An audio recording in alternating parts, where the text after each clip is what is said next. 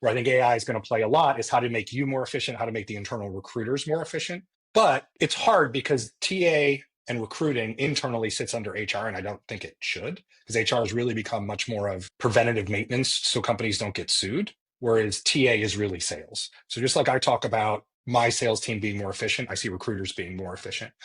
I do believe there's going to be a future, not that far in the future, where the amount of corporate recruiters is going to be very, very, very, very small. And what AI will enable it to do is put a lot of that responsibility onto the hiring manager.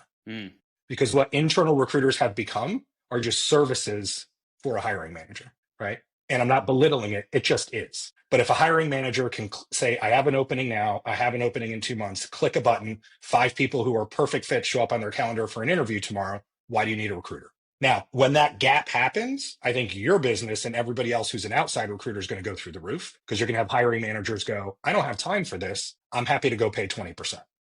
Right. So that, I don't know if that's next year or 5 years from now, but that's kind of how we see the future. Yeah, it's interesting. I was just talking to a buddy of mine, and they're shifting their recruitment model away from the what I call whack-a-mole of corporate recruiting, where you get a rec, you fill a rec, you get a position, job, whatever you want to call it, into being much more of a thought partner or business partner. So you have to learn the business. You have to be knowledgeable about the industry that you're recruiting in, because most recruiters, and I can say that because I am one, I've hardly ever done the job that I'm recruiting for.